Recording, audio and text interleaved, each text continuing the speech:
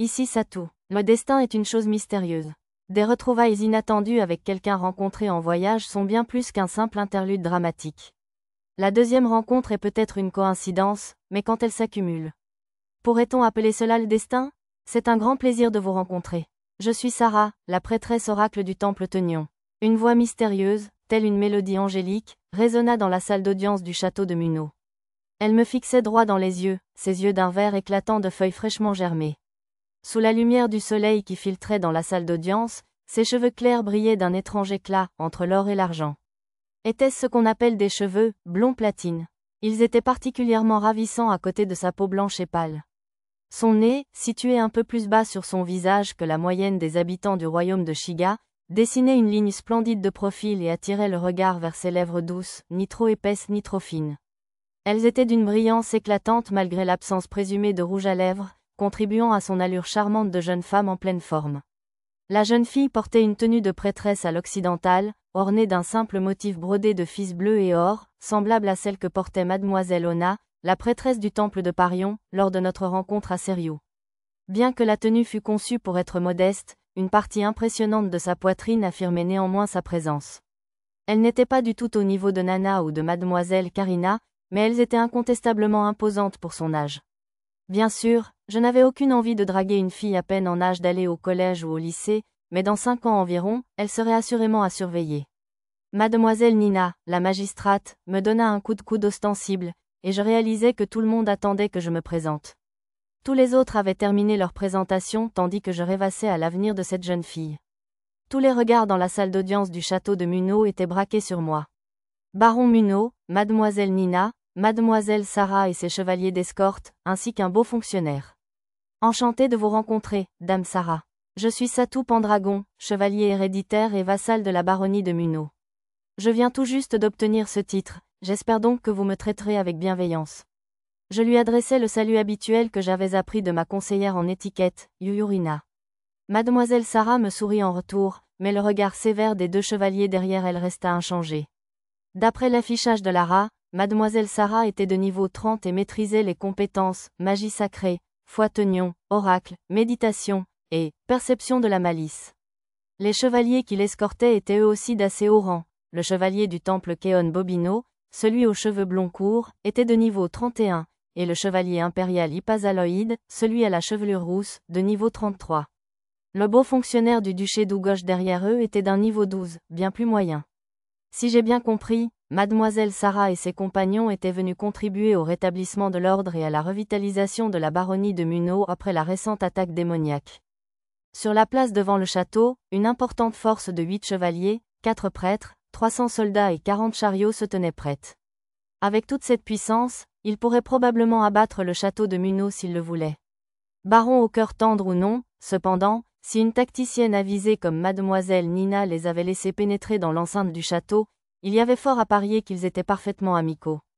Je suis surprise que le duc ait permis à sa charmante petite fille de quitter le territoire, commenta mademoiselle Nina. Ayant quitté ma maison, je crains de ne plus avoir aucun lien avec le duc. Mademoiselle Sarah garda un sourire doux en répondant.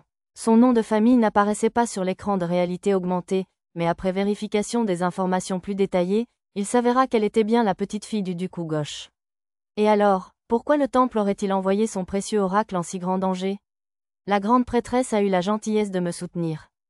Quelque chose dans les paroles de mademoiselle Sarah me sembla étrange, mais avant que je puisse comprendre ce que c'était, mon attention fut attirée ailleurs. Je vois. Alors, la sainte femme du temple de Tenion est aussi gracieuse et audacieuse que jamais. Bien que mademoiselle Nina et mademoiselle Sarah l'appelaient par des noms différents, la grande prêtresse et la sainte femme du temple ne faisaient qu'un. J'avais supposé que mademoiselle Sarah elle-même était la sainte femme dont j'avais entendu parler, mais il semblait que je me trompais. Alors, cette sainte femme est encore plus sainte que mademoiselle Sarah? Mon imagination, pourtant si pitoyable, ne parvenait même pas à l'imaginer. Lors de notre visite dans la vieille capitale, il me faudrait trouver un moyen de la voir, ne serait-ce que de loin. De plus, je dois aussi exorciser les traces de la malédiction du roi mort-vivant, ce que la grande prêtresse n'a pas pu faire. Elle est donc malade? J'en ai bien peur. Récemment, elle n'a même pas pu quitter le sanctuaire du temple. Je ne savais pas exactement ce que signifiait ce sanctuaire, peut-être une unité de soins intensifs d'hôpital, ou quelque chose du genre. J'avais toujours imaginé que la magie sacrée de haut rang pouvait guérir n'importe quoi, mais apparemment, il y avait des choses que même la magie ne pouvait pas faire. Et donc, finalement, le héros masqué et les géants de la forêt ont éliminé l'armée de démons, mais le château serait tombé avant l'arrivée des renforts sans l'aide de Sir Pendragon et de ses compagnons. Après avoir rejoint le salon, Mademoiselle Nina raconta l'histoire de la récente attaque démoniaque à Mademoiselle Sarah et à ses compagnons. Il y avait 7 personnes dans la pièce, le baron Munot, la magistrate Mademoiselle Nina, Mademoiselle Sarah, ses 2 chevaliers, gracieuseté du duc, le beau fonctionnaire et moi. Quel splendide acte de bravoure pour quelqu'un d'aussi jeune que de non seulement survivre indemne à une rencontre avec un démon, mais aussi de le vaincre. Nous aurions bien besoin de quelqu'un comme vous dans nos rangs, loua le chevalier impérial. J'appréciais le compliment, mais je me serais bien passé de son sourire plutôt affamé. Personnellement, je n'y crois pas. Ce jeune garçon a vaincu un démon? Sir Keon, taisez-vous. Le chevalier impérial réprimanda le chevalier du temple, dont le regard renfrogné ne fit que s'accentuer. Il faut un escadron entier pour avoir une chance de vaincre même un démon de l'enfer mineur, et vous risquez quand même d'en perdre la moitié. Et nous devons croire qu'un groupe de femmes et d'enfants en a vaincu un?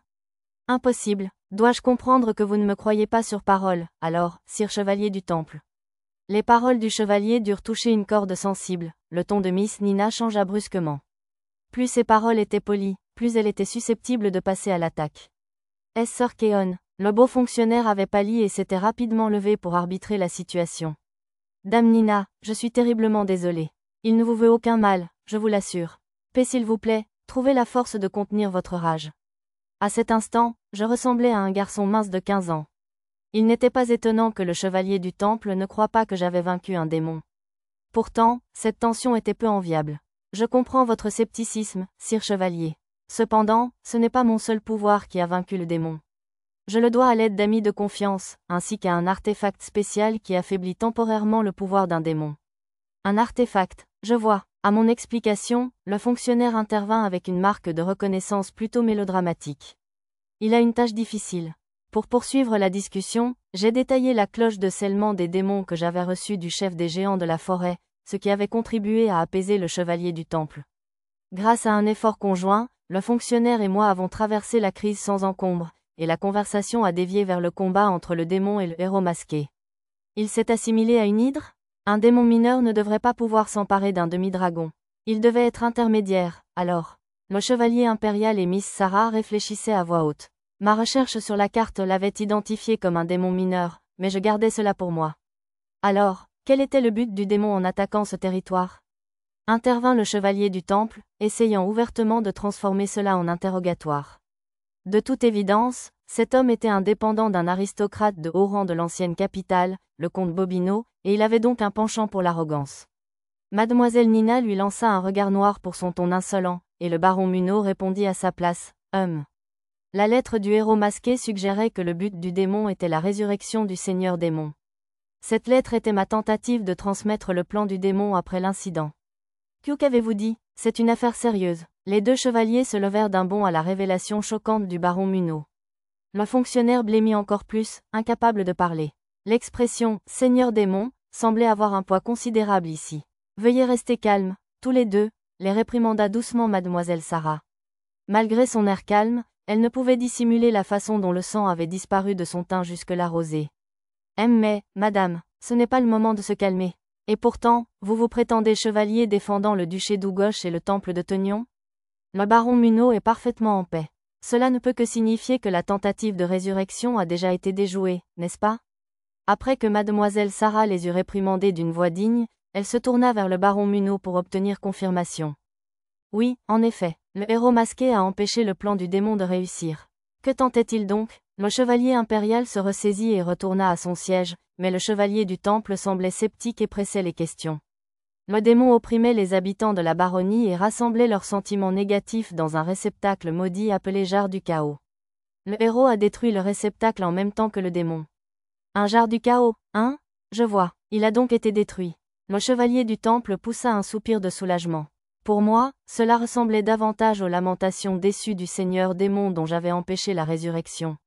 Une fois la discussion au salon terminée, mademoiselle Nina et le beau fonctionnaire se dirigèrent vers le bureau pour s'occuper de tâches administratives.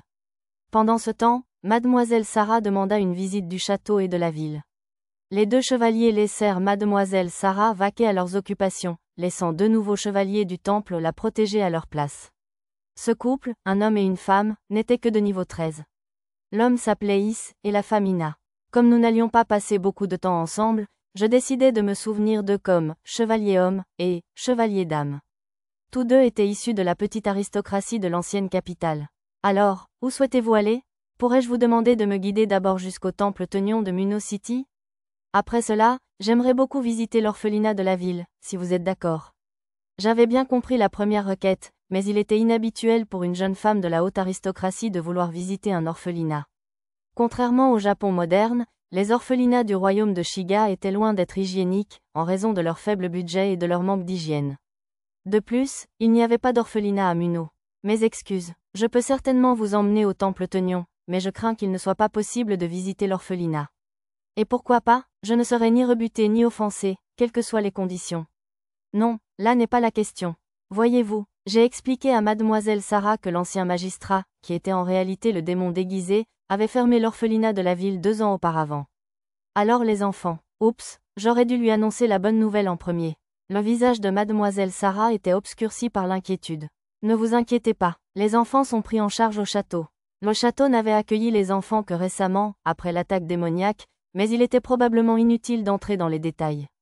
Les 2000 personnes qui avaient perdu leur maison le long des remparts de la ville lors du remaniement du zonage vivaient dans les baraquements de fortune du château, mais elles avaient récemment été transférées dans les logements temporaires récemment construits.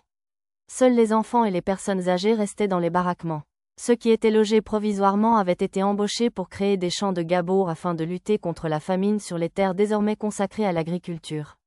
Si possible, j'aurais aimé suggérer une culture plus savoureuse, mais la différence de productivité entre les gabots et les autres cultures était tout simplement trop importante pour justifier une telle décision tant que la situation alimentaire générale ne s'était pas améliorée.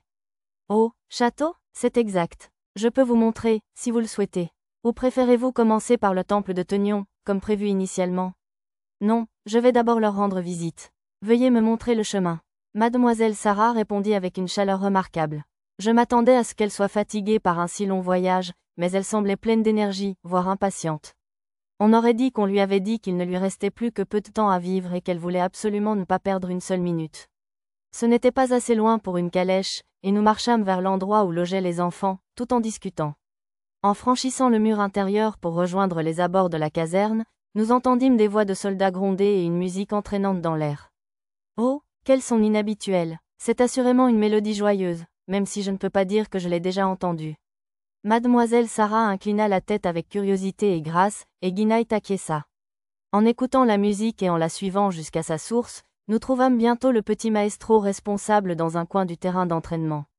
Satou, Mia l'elfe nous regarda depuis son luth. Son nom complet était Missanaria Bolénan. Bien qu'elle eût plus de 130 ans, elle était encore une enfant en âge elfique et avait l'apparence d'une élève de primaire.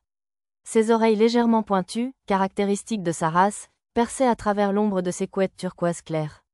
Elle devait avoir un peu froid, car elle portait un cardigan jaune pâle par-dessus sa robe bleue pervenche. Une elfe? Que fait Cyriltoa la chanteuse ici? Non, si c'était elle, elle ne bougerait qu'une main. Du calme, je vous prie, tous les deux. Je n'entends pas sa chanson. Miss Sarah gronda les 2 chevaliers murmurant. Dans la vieille capitale, vivait une elfe nommée Cyriltoa la chanteuse, qui ne semblait manchot. Salut, Mia. MRRR? Mia répondit à mon salut d'un bref hochement de tête, puis jeta un regard désagréable à Miss Sarah derrière moi. Elle devait être de mauvaise humeur. Enchantée, je suis Sarah du temple de Tenion. Mia. Mia répondit à peine au salut poli de Miss Sarah et se contenta de prononcer son nom, sans interrompre sa lecture. C'est une chanson traditionnelle du village de Bolénan? Wagner. Mia secoua la tête à la question de mademoiselle Sarah et répondit d'un mot. La chanson que Mia jouait sur son luth était « La chevauchée des Valkyries » de Wagner. Après que je lui ai fait écouter ma sonnerie, elle l'avait copiée à l'oreille. L'instrumentation était différente, bien sûr, mais Mia avait composé son propre arrangement.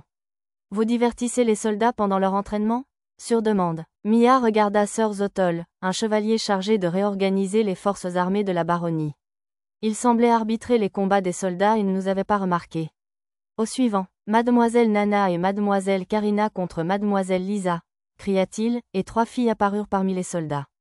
La première à entrer sur le terrain fut Lisa, de la tribu des écailles oranges, secouant ses longs cheveux écarlates. Elle aurait ressemblé à une humaine ordinaire sans sa queue de lézard et ses écailles oranges sur les bras et le cou. Au niveau 14, elle était la plus haute de mes compagnes. L'armure noire qu'elle portait avait été fabriquée à la main par votre serviteur. Elle était faite de cuir d'hydre et de fruits de carapace de fer, avec une défense supérieure à celle de l'acier. Elle était à peine plus lourde qu'une armure de cuir normale, ce qui ne ralentirait pas son agilité. J'étais très fier de mon travail. Le seul problème était que la couleur noire du cuir d'hydre et des carapaces de fer rendait celle qui la portait très intimidante. Tiens, regarde la lance de cette demi-humaine. Une arme faite de morceaux de monstres. C'est rare. Elle doit être une ancienne exploratrice de labyrinthe ou chasseuse de monstres. Les chevaliers du temple murmurèrent entre eux en observant la lance de Lisa. J'avais déjà entendu parler des explorateurs de labyrinthe, mais chasseurs de monstres me semblait aussi un titre intéressant. Il faudrait qu'il m'en parle au dîner ou quelque part. Maître, Nana arriva sur le terrain après Lisa, puis nous remarqua et m'appela d'un grand signe de la main. Le mouvement exagéré fit trembler ses cheveux blonds ainsi que sa poitrine généreuse. Nana portait la même armure que Lisa. Contrairement à la svelte Lisa, Nana avait une poitrine plutôt imposante, aussi la confection de son plastron avec les carapaces de fer prit-elle du temps.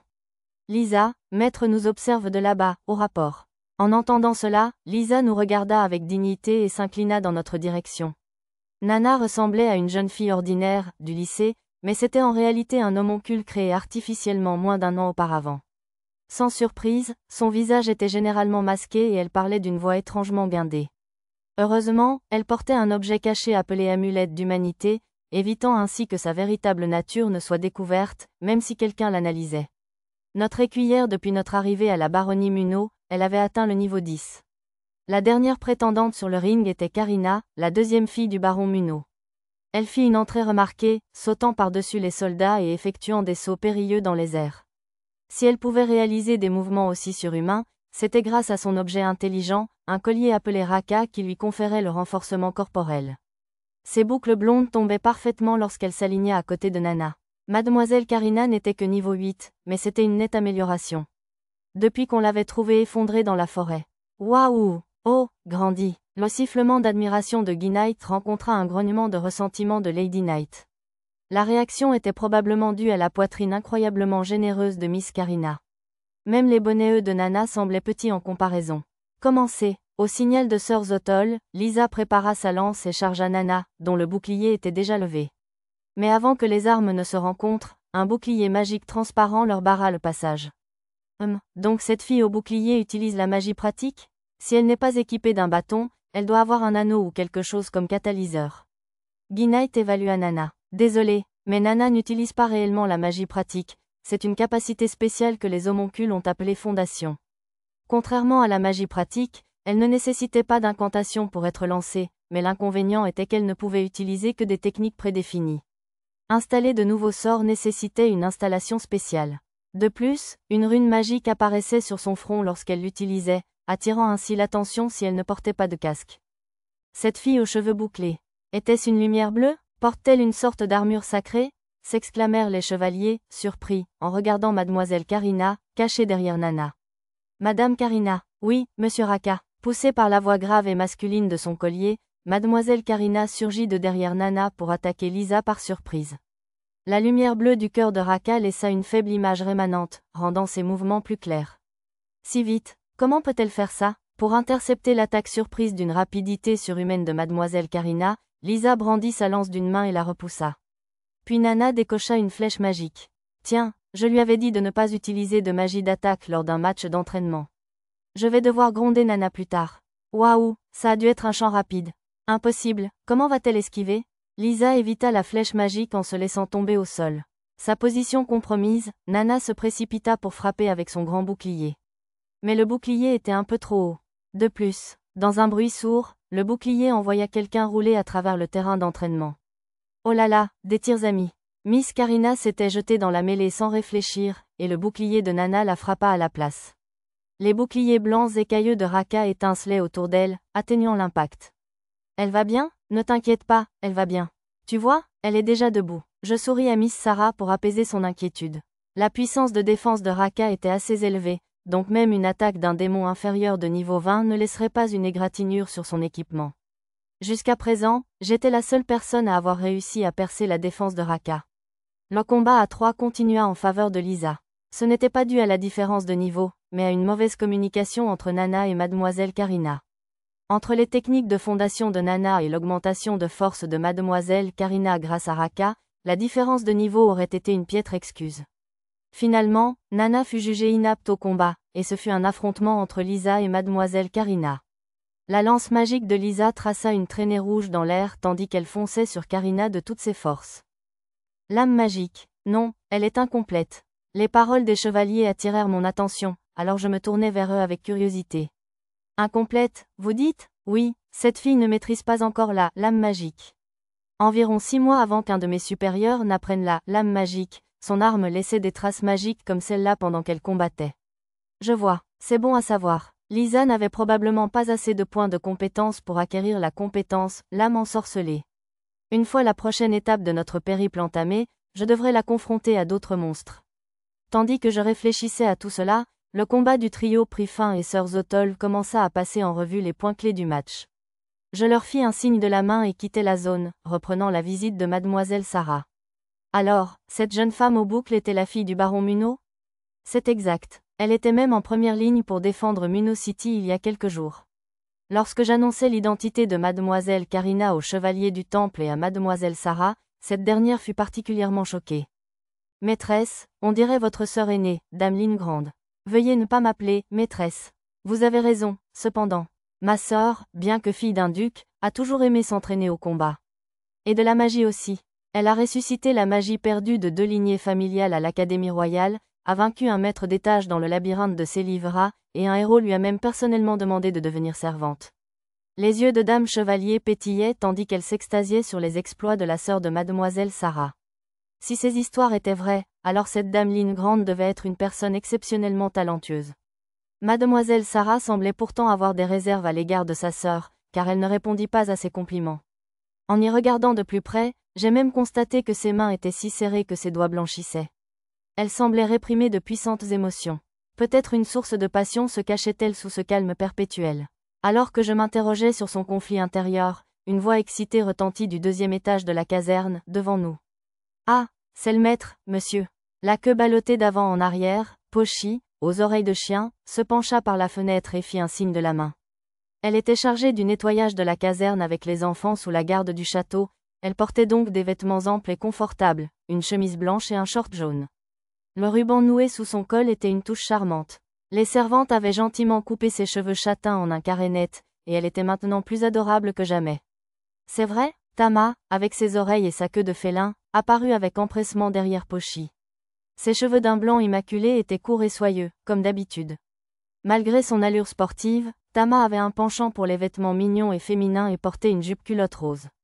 Son hôte était le même chemisier blanc que celui de Pochi. Son chemisier avait un ruban similaire, mais celui-ci était bordé de dentelle. Des gens aux oreilles d'animaux? J'entendis une exclamation de surprise de la part de Mademoiselle Sarah. J'imagine que les gens aux oreilles de chat et aux oreilles de chien sont rares, même dans le duché d'Ougoche. Tama et Pochi disparurent par la fenêtre et sortirent rapidement de la caserne en trombe. Elle semblait porter quelque chose dans les bras. Vous avez fini de ranger? Ah on explorait le grenier ensemble, monsieur. Elles étaient toutes les deux gonflées de fierté et attendaient des compliments. Bravo, leur dis-je en leur caressant la tête. Elles grimaçaient toutes les deux et ricanèrent. Au fait, qu'est-ce que vous portez? En réponse, elles me tendirent leurs objets. Prie, regardez ça, maître. À côté de moi, Miss Sarah ne put s'empêcher de jeter un coup d'œil. Waouh! Elle poussa un petit cri mignon et me serra le bras droit contre sa poitrine. Comme je le pensais, elle faisait probablement un bonnet, c'est peut-être même un bonnet visiblement. Les rats morts dans les mains des filles l'avaient effrayée. Comment osez-vous exposer Lady Sarah à de telles choses?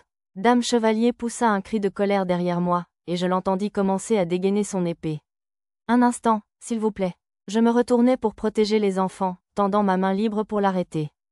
Coïncidence totale si je faillis serrer Miss Sarah dans mes bras, toujours accrochée à mon bras. Peut-être était-ce un don divin du dieu débauché. Espèce d'insolent, éloigne-toi de Dame Sarah. La Dame Chevalier, indignée, me lança son épée à la tête. Son intention semblait être de me frapper du plat du corps, mais un coup d'acier à cette vitesse serait probablement une blessure grave pour la plupart des gens. Je me baissai juste à temps pour éviter l'épée. Oh là là, je jure sur ma vie que je n'avais pas prévu de m'écraser la tête contre la poitrine de Mademoiselle Sarah en tombant. Chassant le bonheur momentané qui m'envahissait, Je m'écartai rapidement de mademoiselle Sarah et m'excusai sincèrement. Je suis terriblement désolée, dame Sarah. Ne vous inquiétez pas. Je sais que ce n'était pas intentionnel. Mademoiselle Sarah me pardonna, avec seulement une légère rougeur de gêne aux joues, mais ses assistantes ne semblèrent pas aussi généreuses. Tiens-toi derrière moi, dame Sarah. La dame chevalier s'avança devant Sarah, pointant son épée sur moi. Veuillez ranger l'épée, Ina. Mais, Ina, posez-la. Très bien. Après l'insistance de Miss Sarah et de Guy Knight, Lady Knight remit l'épée dans son fourreau à contre-cœur. Maître, Tama et moi avons-nous fait quelque chose de mal, monsieur? Eh bien, certaines personnes n'aiment pas les rats, alors mieux vaut ne pas les montrer aux autres sans prévenir, d'accord? Expliquai-je doucement aux enfants aux yeux larmoyants. Je comprends, monsieur. Je suis désolée de vous avoir fait peur, madame. Nous sommes désolés. Les filles s'inclinèrent avec regret, et Miss Sarah accepta leurs excuses avec un sourire bienveillant. À l'entrée de la caserne, les enfants qui avaient fait le ménage avec Pochi et Tama jetaient un coup d'œil dans notre direction. Quelle surprise! Mais tout va bien maintenant. Miss Sarah les remarqua et les appela doucement. Un par un, les enfants s'approchèrent de nous. Monsieur le vicomte, on a tout nettoyé. C'est propre et net maintenant. On a travaillé dur. L'un après l'autre, les enfants d'âge scolaire se sont joints à la foule autour de moi. Bravo à tous, leur ai-je dit. J'ai fouillé dans ma poche et étendu à chacun une pâtisserie en récompense de leur dur labeur. Nous avons accompagné les enfants vers la caserne où ils vivaient et qu'ils venaient de nettoyer. C'était là que logeraient les soldats du duché d'Ougoche. C'est sympa de vivre ici? Oui, on y prend le petit déjeuner et le dîner tous les jours. Il y a même de la viande séchée de temps en temps. Les plus grands ont répondu avec enthousiasme à la question de mademoiselle Sarah. J'aurais aimé leur donner une meilleure nourriture, mais j'ai gardé mon élan pour ne pas trop les surestimer une fois que nous aurions quitté la baronnie de Munot. Oui, je sais, je leur ai juste donné des friandises pour avoir fini leur travail, mais soyez indulgents. En approchant de la caserne des enfants, des odeurs de poissons vapeur et d'herbes fraîches flottaient dans l'air. Ça sent bon? Ça sent le sasakama, monsieur. Et qu'est-ce que c'est, le sasakama? Incapable de suivre, mademoiselle Sarah me demanda de l'aider. C'est du poisson finement coupé en dés, cuit à la vapeur avec des herbes et grillé en forme de petites planches. Contrairement aux poissons que nous avions mangés en amont, nos prises dans la rivière en face de Munot étaient plutôt sales, alors nous les avons cuites à la vapeur avec des herbes avant de leur donner une forme ovale et de les cuire. Leur seule similitude avec le plat japonais Sasa Kamaboko était sa forme ovale, mais Arisa avait mentionné le nom. Il est resté, d'où le nom Sasakama. Avec la création du Sasakama, nous voulions améliorer la cuisine de Munot tout en créant une nouvelle spécialité locale. Tandis que j'expliquais tout cela à mademoiselle Sarah, nous sommes arrivés à côté de la caserne où un groupe de jeunes femmes préparait le plat mentionné plus haut. Au centre du groupe se trouvait une jeune fille en tenue de femme de chambre qui donnait des leçons aux autres. Maître, l'appel joyeux venait de Lulu, avec ses cheveux noirs, ses yeux sombres et ses traits japonais. Si elles étaient, disons, 3, je serais prête à parier que sa beauté simple pourrait conquérir un château, voire le système solaire tout entier. Elle s'approcha de moi en trottinant, la jupe indigo de sa tenue de servante flottant au vent. J'avais conçu ce prototype avec Arisa pour qu'il ressemble à quelque chose qu'on verrait à Akihabara. Elle souriait si largement que si elle avait eu une queue comme celle de Pochi, j'étais sûre qu'elle s'agiterait. Ouah, elle est laide. Arrête, c'est inconvenant pour un chevalier du temple de se moquer de l'apparence de quelqu'un. Oui, mais, derrière moi, les chevaliers du temple murmuraient à propos de Lulu tandis qu'elle se précipitait vers nous. J'avais appris que les canons de beauté du royaume de Shiga étaient très différents de ceux du Japon. À leurs yeux, l'incroyable beauté de Lulu était répugnante. C'était vraiment terrible que personne d'autre n'apprécie son physique. S'il avait parlé assez fort pour que Lulu entende, j'aurais exigé des excuses. Maître, nous avons terminé un plat d'essai à la bardane et aux carottes. Puis-je vous demander de le goûter, s'il vous plaît? Oui, bien sûr, Lulu, voici Dame Sarah du Temple Tenion. Enchantée, déconcertée, Lulu s'inclina précipitamment devant mademoiselle Sarah. Les voir ensemble était une combinaison divine de beauté occidentale et orientale. Si elle formait un duo d'idoles, je jure qu'elle pourrait conquérir le monde. Taast, Pochi serait prétentieux de ne pas y goûter, monsieur. Tu veux dire, négligent, Pochi. Tama et Pochi saisirent les mains de Lulu et la tirèrent vers l'endroit où le sasakama cuisait. Je fis signe à mademoiselle Sarah et suivis les autres femmes. Monsieur le chevalier, alors que nous approchions, l'une des cuisinières du sasakama vint à notre rencontre. Comment ça va? Grâce à vous, monsieur, tout le monde est en bonne santé, sans âme qui souffre de la faim ou du froid. Cette personne était l'ancienne directrice de l'orphelinat, une vieille femme aux manières étonnamment bonnes pour quelqu'un des quartiers les plus pauvres. Comment puis-je vous être utile aujourd'hui? Quelque peu perplexe, l'ancienne directrice regarda mademoiselle Sarah et les chevaliers du temple derrière moi. Pas d'inquiétude, ces gentilles personnes sont venues du temple Teunion pour nous rendre visite. Je donnai une explication simple, puis laissai mademoiselle Sarah s'occuper du reste. Une visite de sympathie, n'est-ce pas? Nous vous sommes très reconnaissants de votre présence. S'il vous plaît, inutile d'être aussi formel. Je suis simplement venu dans l'espoir de soigner ceux qui pourraient être malades ou blessés. Puis-je vous demander de me faire visiter les lieux? Mademoiselle Sarah sourit chaleureusement à l'ancien directeur. Eh bien, voyez-vous, hésitant, l'ancien directeur se tourna vers moi. Qu'est-ce qui ne va pas? Sarah nous observa d'un air dubitatif. Voyez-vous, il n'y a ni malade ni blessé ici. Et pourquoi pas? Ont-ils été mis en quarantaine ailleurs? Malentendant, Sarah se rapprocha de l'ancien directeur, l'air grave. Non, ce n'est pas ça. C'est juste que Sir Pendragon a. Il a quoi? L'intensité de Sarah submergeait visiblement le directeur. Il a utilisé des potions magiques pour tous les guérir. Mademoiselle Mia a aussi utilisé la magie pour les guérir. Un groupe d'enfants cachés dans mon ombre intervint à la place de l'ancien directeur. Des potions magiques? Il a distribué un truc aussi cher? S'exclamèrent les deux chevaliers du temple derrière moi. C'est vrai, en effet. Des blessés mortels aux personnes immobilisées par des fractures, des dizaines de personnes ont été guéries grâce aux généreux dons de potions du chevalier héréditaire Pendragon. À entendre l'ancien directeur, j'avais l'air d'un vrai saint. Je voulais les guérir, bien sûr, mais je voulais aussi tester l'efficacité de mes différentes concoctions magiques. Le traitement de ces maladies diverses variait selon les symptômes, les informations que j'avais glanées étaient donc prometteuses pour l'avenir. J'ai notamment découvert que presque toutes les maladies vénériennes, qui étaient pourtant assez courantes, pouvaient être guéries, tant qu'elles n'étaient pas à un stade avancé. En plus, ils forment même des apprentis pour que nous puissions être autonomes à l'avenir. Mon Dieu, c'est merveilleux. Les regards admiratifs de l'ancien directeur et de mademoiselle Sarah me mirent un peu mal à l'aise. Je n'avais pas vraiment anticipé si loin. Je voulais juste de l'aide pour préparer des potions spéciales. Heureusement, une voix forte, résonnant contre les murs de la caserne, me tira de cette situation délicate.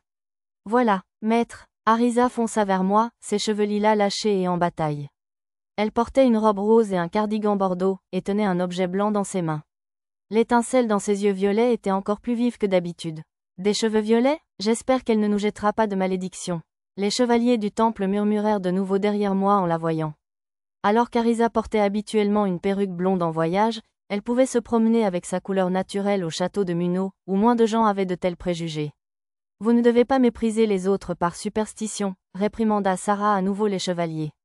Regardez, ce sont des onigiri. Tiens, je t'en donne un, maître. Arisa me tendit joyeusement une boule de riz blanc. Où as-tu trouvé du riz blanc? Je haussai les sourcils en acceptant la nourriture. Dans les provisions de l'armée du duc. Alors, j'ai demandé à la chef cuisinière, mademoiselle Gert, d'en préparer, et je suis partie te chercher pour que tu en manges un. Arisa haletait, le visage rouge d'excitation. Elle avait dû courir depuis le château jusqu'ici, malgré son incapacité à faire de l'exercice. J'étais surprise qu'elle puisse me retrouver ainsi. Merci, Arisa. On dit que le bonheur est fait pour être partagé. Mes remerciements firent naître un sourire satisfait sur le visage d'Arisa, et sans plus attendre, elle mordit dans l'autre boule de riz qu'elle tenait dans sa main. Miam, Pochi en veut aussi, monsieur. Tama et Pochi regardèrent Arisa d'un air pitoyable. Désolé, je n'en ai apporté que 2. Il y en a d'autres dans la cuisine, alors on ira les chercher plus tard, d'accord? Oui, monsieur. Tout en écoutant l'échange du trio, je glissai discrètement la boule de riz dans ma manche flottante et la déposai dans le garde-manger. J'étais impatient de manger des onigiri pour la première fois depuis si longtemps, mais pas au point de m'en oublier et de grignoter au beau milieu de la visite de mademoiselle Sarah. Pourtant, je n'étais pas du genre à le dire à Arisa et à lui gâcher la fête. Je n'aurai pas le temps ce soir, mais peut-être que le lendemain matin, je pourrais préparer un plat japonais pour accompagner le riz et le lui offrir. Après cela, nous avons visité le temple Teunion en ville, puis avons fait le tour des champs de Gabo en cours de construction dans les quartiers pauvres et des chantiers de construction. Ce soir-là, le dîner fut servi dans la salle à manger des nobles du château de Munau. Les participants de la baronnie de Munau étaient le baron, ses filles, dame Soluna et dame Karina, la magistrate Nina et moi-même, soit 5. Les participants du duché d'Ougouche étaient mademoiselle Sarah, une prêtre, le beau fonctionnaire et 8 chevaliers du temple, 11 au total. J'étais assis au fond du côté de la baronnie de Munau, à côté de mademoiselle Karina. Comme il y avait plus de monde du duché d'Ougouche que de place d'un côté, les jeunes chevaliers du temple étaient assis près de moi. Alors, trinquons à la paix et à la prospérité du duché d'Ougouche et du temple de Teunion. Le baron Munau leva son verre, et un festin rare pour la baronnie commença. Dans le royaume de Shiga, ce repas se présentait généralement sous forme de plats présentés un par un, comme dans les dîners français. La différence, cependant, était que l'ordre traditionnel des plats du royaume de Shiga était soupe, entrée, salade, fruits de mer, pain, viande et dessert. J'avais aidé aux recettes et à la préparation, mais j'avais laissé le reste aux mains expertes de Gert et de ses chefs. Ils nous avaient sans aucun doute préparé un festin exquis. D'abord, de profonds bols de soupe arrivèrent devant chaque convive. Et, c'est moi, ou la soupe salée pour un souper seigneurial et plus tôt. Silence, Ina. C'est inévitable dans une baronnie en période de disette. Je suppose. Et je sens une bonne odeur là-bas, alors je suis sûre que les plats suivants seront plus impressionnants. Oui Finn, capta Lady Knight qui chuchotait à Guy Knight à côté de moi. À contre-cœur, ils plongèrent leurs cuillères dans le bouillon transparent. Au moment où ils les portèrent à leur bouche, ils se figèrent complètement. Délicieux. Qu'est-ce que c'est? Ne me parlez pas. Laissez-moi savourer ma soupe. Contrastant avec le cri de surprise de Lady Knight, Guy Knight gardait une expression stoïque en portant respectueusement la cuillerée suivante à sa bouche. Des réactions similaires se produisirent ailleurs. Les servantes dissimulaient leur sourire aux commentaires des convives, et je leur adressais discrètement un signe d'approbation. Je n'ai jamais goûté une soupe pareille. Comment s'appelle ce plat, je vous prie de me le dire? Allez-y, dites-le lui, sœur Pendragon. Surprise, mademoiselle Sarah posa une question que mademoiselle Nina détourna vers moi.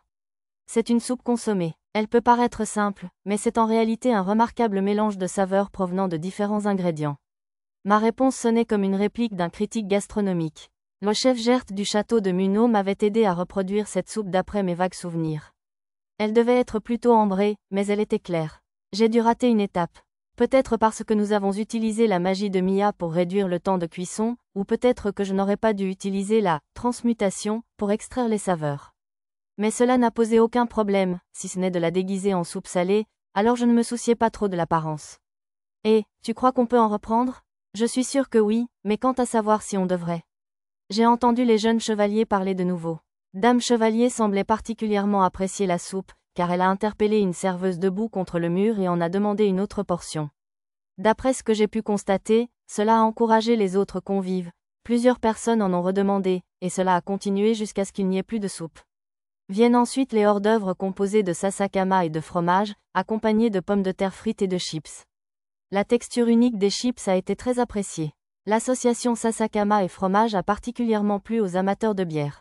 Après l'entrée, la salade était composée de fines tranches de céleri décoratives sur des légumes verts feuillus, avec des lamelles de radis décon disposées en plumes. J'ai entendu quelqu'un demander à une serveuse quelles étaient les sauces qui accompagnaient la salade. Nous avons eu de la mayonnaise et de la sauce tartare, très populaire au château de Munau, ainsi qu'une sauce à l'orange aigre douce, couramment utilisée dans le royaume de Shiga. Les adultes les plus réservés ont choisi la sauce à l'orange, mais la plupart des clients ont demandé au serveur d'en verser un peu de chaque variété sur leur salade. Cette sauce blanche est excellente. Je n'ai jamais trouvé de légumes aussi savoureux. C'est quoi ce légume, au fait? Le blanc transparent. Je n'ai jamais goûté une texture pareille. Il a un petit goût qui se marie bien avec la sauce blanche. Les chevaliers continuèrent de discuter tout en mangeant la salade. Du radis, vous dites? S'exclama Sir Keon, un chevalier du temple, après un bref échange avec une servante. Quand j'avais suggéré la salade de décon, le chef Gert m'avait prévenu que certains habitants de l'ancienne capitale méprisaient les radis. C'était du décon, mais j'en ai mangé tout entier. La rumeur selon laquelle manger des radis invoque les orques n'est qu'une superstition, vous savez. Mais, du décon, quand même. Enfin, je n'en avais jamais mangé, mais c'était délicieux. Tu n'as pas aimé, Ina? Bon, c'était bon, mais, à en juger par la conversation des chevaliers, les superstitieux détestaient le décon. Personne ne s'en plaignit, mais la réaction fut plus forte que prévu. Il valait donc peut-être mieux laisser les radis de côté pour les futurs convives de la vieille capitale. Nous n'avions pas pêché de très bons poissons cette fois-ci, alors nous avons préféré préparer des tempura pour la portion de fruits de mer. Les crevettes étaient au cœur de ce plat, accompagnées de 3 sortes de tempura de légumes. Une sauce tempura classique accompagnait le tout.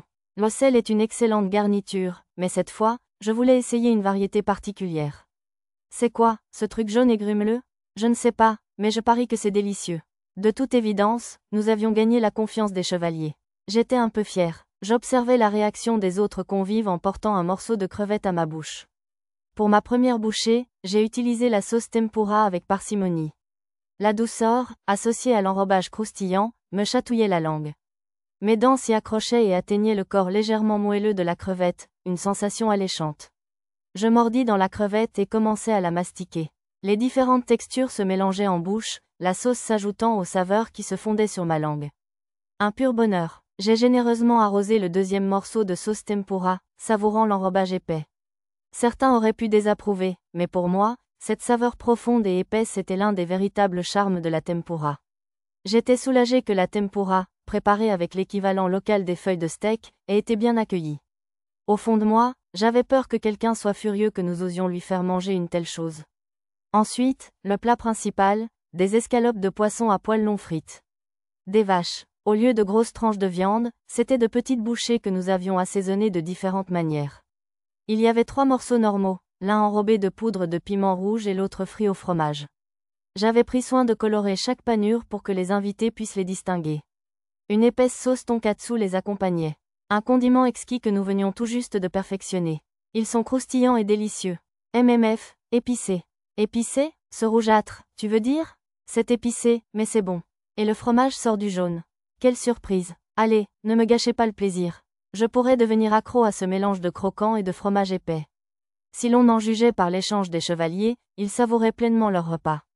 Je pensais que 2 fritures d'affilée seraient trop copieuses, mais comme mademoiselle Gert et les autres chefs me l'avaient assuré, c'était parfait. Malheureusement pour eux, il n'y avait plus de seconde chance pour les fritures. Le bœuf de vache à poils longs était plutôt saignant. Oh là là, alors, le dernier plat, ce sont des crêpes? Oh là là, on dirait que c'est la mode dans la capitale royale. Mademoiselle Sarah ne put retenir une petite exclamation de joie en voyant les crêpes décorées de crème fraîche. Le beau fonctionnaire à côté d'elle semblait ravi lui aussi. C'est la même chose blanche que tout à l'heure? Je ne sais pas si cette sauce irait bien avec des crêpes. Enfin, je n'ai jamais mangé de crêpes, et vous? Même les nobles de la classe inférieure n'en mangent pas, alors? Peut-être que les œufs sont chers, ou quelque chose comme ça. Délicieux, c'est incroyablement bon, sans blague. C'est encore meilleur que ceux que j'ai mangés dans la capitale royale. Et regardez, il y a 2 gâteaux, avec des tranches de fruits au milieu. Je me demande comment ils font pour le blanc dessus. J'aimerais tellement pouvoir en rapporter. C'est tellement sucré et délicieux. Je parie qu'ils pourraient faire des desserts vraiment incroyables s'ils collaboraient avec les célèbres confiseurs de Gourourian City. Heureusement, le dernier plat a également fait un tabac. J'aimerais bien goûter le dessert dont Guinait a parlé. J'ai ajouté « manger des gâteaux à Gourourian City » à mon planning pour le duché. Le dîner s'est donc terminé par des soupirs de satisfaction et d'innombrables compliments de la part des invités. Après cela, à l'invitation du baron Munot, la plupart des hommes se rendirent au salon pour boire un verre, tandis que les femmes allèrent prendre le thé avec sa fille aînée, Soluna. Au bout d'1 heure environ, la réunion devint quelque peu animée. Sœur Pendragon, vous devriez venir servir la famille Lloyd. Je vous demande pardon, Seigneur Ipaza. Je n'irai pas débaucher le 3e noble de la baronnie Munot à votre place, à moins que vous ne vouliez savoir pourquoi on m'appelle Nina au sang de fer. On me surnommait le 3e noble, car il n'y avait que 3 personnes sur tout le territoire portant un titre de noblesse. C'était la 4e fois que le gourmand seigneur Ipaza tentait de me recruter comme vassal et la 3e fois que mademoiselle Nina intervenait. Alors que je souriais d'un air neutre à leur conversation, je sentis une traction sur mon épaule depuis le siège derrière moi. Écoutez-vous, sœur Pendragon? Oui, bien sûr. La plupart des gens passent leur vie entière sans rencontrer de démons, vous savez. La seule différence entre vous et moi, c'est que vous avez eu la chance d'en combattre un. Vous comprenez? Vous appelez ça chanceux. J'aimerais tant vous donner le reste de ma chance, alors. Je n'ai pas vraiment dit ça, bien sûr. Nous, les Japonais, sommes particulièrement doués pour ce genre de choses, si je puis me permettre. Oui, vous avez tout à fait raison. Non, je ne pense pas. Vous avez trop bu, sœur Keon. Par ici, sœur Pendragon. 2 autres chevaliers du temple intervinrent pour me sauver des griffes de sœur Keon, ivre. Un autre jeune chevalier du temple, sœur Intel, me conduisit dans un coin de la pièce, où le beau dignitaire et le baron Munot discutaient avec enthousiasme des héros. Et avez-vous entendu cette théorie? D'après ce même livre, le roi ancestral Yamato a continué à voyager pour l'amélioration du monde même après son abdication, et il a ensuite découvert la corruption dans plusieurs territoires en tant que duc de Mitsukuni. Oui, c'est ce que j'ai entendu dire. Oh, vous êtes l'un des plus grands chercheurs de héros, après tout. C'est quand même impressionnant que vous connaissiez une histoire qui ne circule que parmi les roturiers. Vous me flattez beaucoup, vraiment, l'histoire des profondeurs de ces livres est devenue si célèbre que la plupart des gens croient que le roi ancestral Yamato a exorcisé le roi cadavre et le vampire originel avant de tomber au combat contre le roi ogre. C'est vraiment dommage que seuls les roturiers connaissent le récit des voyages qui ont suivi. En effet, les nobles et les chevaliers préfèrent les récits de batailles palpitantes, hélas. J'ignorais dans quelle mesure cela était vrai, mais il me semblait que le roi ancestral Yamato avait vécu une vie passionnante et dramatique. Tandis qu'il restait silencieux un instant, j'en profitais pour intervenir. Ça vous dérangerait terriblement que j'écoute? Oh, mon Dieu, quel honneur de partager des histoires légendaires avec le héros de Muno. Le beau fonctionnaire était complètement ivre. Sa façon de parler devenait de plus en plus étrange. Attendez, qui appelez-vous un héros? Je suis fier de ma connaissance du roi ancestral Yamato, qui n'a d'égal que sa seigneurie le baron ici présent. S'il vous plaît, posez-moi toutes vos questions. Je n'avais pas vraiment de questions, je voulais juste entendre des histoires passionnantes sur un héros. Mais je ne pouvais me résoudre à dire cela au beau fonctionnaire, qui bombait le torse avec une fierté enfantine, alors j'ai choisi une question au hasard. Quel genre de seigneur démon le roi ancestral Yamato a-t-il combattu? Ah oui, le seigneur sanglier doré. Doré? Était-ce le même que le seigneur doré, ou quoi que ce soit que le démon mineur avait mentionné auparavant? Il parlait aussi de résurrection, alors vu que cet ancien seigneur démon pourrait réapparaître un jour, je devrais probablement l'écouter attentivement. Son corps brillait d'un or tel qu'il repoussait même une épée sacrée, et ses 2 sabres tuèrent 2 héros. Oui, c'était vraiment un seigneur des seigneurs démons, on disait qu'il était le plus puissant jamais connu. Même le roi ancestral Yamato lui succomba à 2 reprises avant de finalement le vaincre avec l'aide des dragons volants. Visiblement dans son élément, le beau fonctionnaire s'étendit longuement. Je n'étais pas certain de la fiabilité de son témoignage ivre, mais s'il était vrai, cela signifiait qu'il y avait au moins 3 héros. Si ce seigneur démon pouvait repousser même les épées sacrées, était-il pour autant quasiment invincible? Je dois émettre une petite objection à ce point de vue. Le seigneur démon le plus puissant ne serait-il pas le seigneur démon à tête de chien, qui parcourait le monde pour détruire les dieux dans la mythologie antique, ou peut-être le seigneur démon gobelin, qui força Parion à implorer le dieu dragon d'invoquer le premier héros? Je vous accorde que le seigneur démon gobelin était peut-être plus fort, car il coulait même les bateaux légers des elfes et ne pouvait être éliminé, même par les dieux. C'est vrai, cependant, je conteste votre suggestion concernant le seigneur démon à tête de chien, même si les écritures de nombreux temples rapportent que sa force rivalisait avec celle d'un dieu. C'est vrai, je ne nie absolument pas sa puissance. Cependant, ce « tête de chien » n'était pas un seigneur démon, mais un rejeton du dieu démon. D'ailleurs, votre serviteur pense maintenant que cette créature serait plus justement appelée le « dieu maléfique à tête de chien ». Le fonctionnaire s'énerva encore plus, titubant en parlant. Ouais, je n'avais pas vraiment besoin d'informations sur un ennemi démesurément puissant. Et si ça me portait malheur et finissait par les ressusciter les uns après les autres? Je n'ai surtout pas envie de rencontrer ce monsieur tête de chien, d'accord? Changeons de sujet. Existe-t-il des documents sur le niveau du roi ancestral Yamato? Les opinions divergent, mais certains textes, comme les profondeurs de ces livres que j'ai mentionnés plus haut, suggèrent un niveau surhumain de 89. En effet, cependant, les générations successives de héros ont rarement dépassé le niveau 70. Pardon, Baron Muno, le premier héros du royaume de Saga était de niveau 88. Suggérez-vous qu'un roi Shigan ultérieur a falsifié cette information pour le concurrencer? J'imagine que les nations sont aussi compétitives dans les mondes fantastiques. Leur conversation devenait houleuse, alors j'ai saisi la première occasion pour changer de sujet. Pourriez-vous me parler de l'épée sacrée du roi Yamato? Vous parlez de l'épée sacrée Gyalarhorn qu'il a créée? Le roi ancestral a également fabriqué cette épée. Ces légendes commençaient à paraître inventées. Je me suis demandé si cela signifiait que la recette de l'épée sacrée que j'avais trouvée venait également de lui. Ou peut-être parliez-vous de l'épée sacrée céleste offerte au roi par la déesse Parion? La seconde, s'il vous plaît. À vrai dire, il existe plusieurs anecdotes divergentes sur l'invocation du roi ancestral Yamato au royaume de Saga, mais on suppose que l'épée qu'il brandissait à cette époque était soit Durandal, soit Clayum Soleil. L'épée sacrée Durandal était en fait rangée dans ma réserve. Alors, quelle était l'épée que le roi ancestral brandissait contre le seigneur démon? Ce serait Clayum Soleil. Il existe un vers célèbre qui dit ainsi, danse, Clayum Soleil, devient 13 lames tourbillonnant dans les cieux. Après avoir partagé une description absurde de cette épée ridicule, apparemment dotée d'une fonction de guidage, de la capacité de se briser en lames plus petites et d'élasticité, le beau fonctionnaire continua à raconter d'autres anecdotes sur le roi ancestral, et nous nous sommes bien amusés jusqu'à ce qu'il finisse par boire jusqu'à perdre connaissance. Avec toutes ces informations, j'avais l'impression de pouvoir écrire tout un livre sur les aventures de Yamato le héros. 4 jours après la nuit du festin, alors que mademoiselle Sarah et sa suite partaient, nous décidâmes de quitter également la baronnie de Muno. Mademoiselle Sarah était déjà partie, et notre chariot était le dernier à partir. Nous n'étions pas les seuls à prendre la route avec elle, mademoiselle Karina et ses suivantes partaient également. La fille du baron se rendait à la capitale royale en passant par l'ancienne capitale, afin de remettre au roi une lettre résumant les événements de l'attaque démoniaque. La baronnie de Munro. Si j'ai bien compris, les seules personnes sur ce territoire à posséder des titres dignes d'un messager du roi étaient mademoiselle Nina et le baron lui-même, qui ne pouvaient pas partir pour le moment. C'est pourquoi il fut décidé que l'envoi d'un membre de la famille du baron serait la meilleure solution, et c'est finalement mademoiselle Karina qui se chargea de cette mission. Il semblait qu'un rapport au roi avait déjà été fait via le centre-ville, mais il était considéré comme courtois que le seigneur envoie néanmoins un messager pour s'expliquer en personne. Tandis que je réfléchissais à cette information, Lulu m'appela du siège du cocher. « Maître, je crois que nous allons bientôt partir. » Effectivement, le nombre de chariots quittant le parking du château de Munro avait considérablement diminué, et ce serait bientôt notre tour. « Satou, prends soin de ma chère Karina. »« Bien sûr, nous nous séparerons à Boulevard City, mais en attendant, tu peux compter sur moi. » J'adressai un sourire rassurant au baron Munro, inquiet. Boulevard City était le domaine des nains du duché d'Ugosh.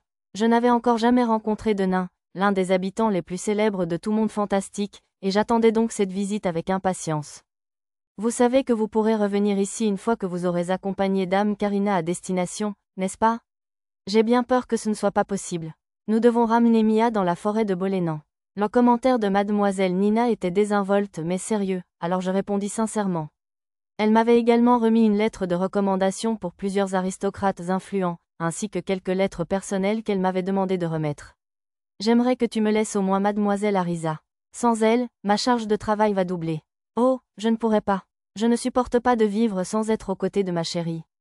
Arisa surgit de nulle part pour répondre à la plainte de mademoiselle Nina.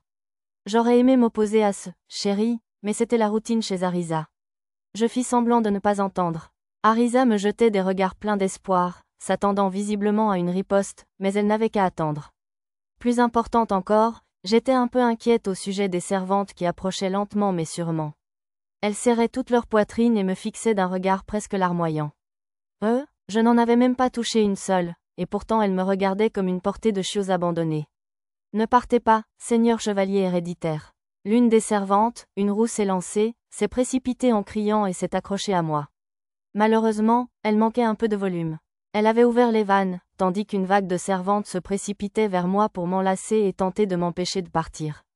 Certaines ont même tenté de m'embrasser sur la joue ou le front. Si j'étais une lolicone, ce serait probablement un moment mémorable. Au lieu de cela, grâce à l'enthousiasme des jeunes servantes, j'ai manqué l'occasion d'un peu d'intimité avec les adultes bien proportionnés. Arisa et Mia m'ont donné un coup de pied par derrière en signe de protestation, assez de pamoison, mais je les ai ignorés.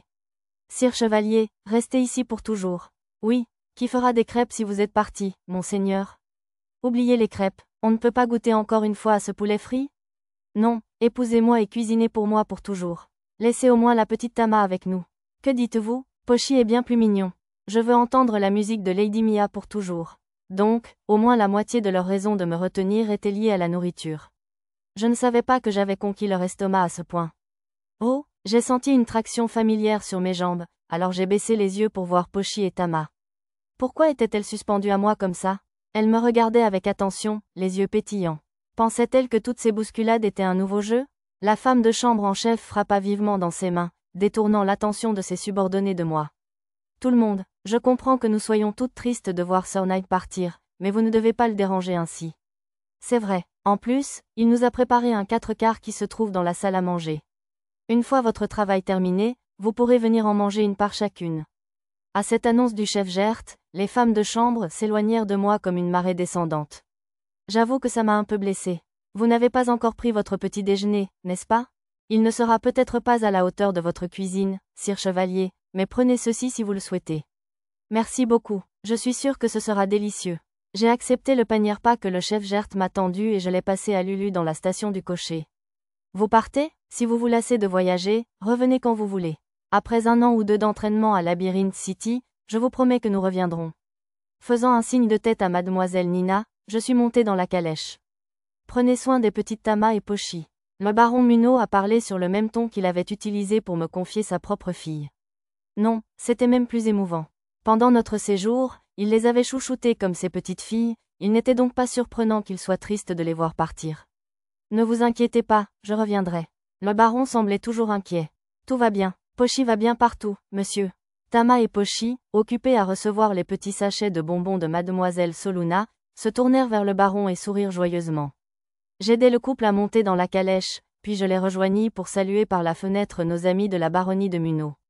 Derrière le baron et ses compagnons, le reste du personnel du château, ainsi que les enfants et les personnes âgées pris en charge par le château, s'étaient rassemblés pour nous dire au revoir. Bien sûr, mademoiselle Soluna et l'ancien faux héros, Otto, sœur Zotol et les autres soldats étaient également présents. Avec Lisa et Nana en tête à cheval, notre calèche quitta le château de Munot. Nous fîmes nos adieux à notre visite inattendue et chaleureuse de la ville de Munot et prîmes la route vers le duché d'Ougouche.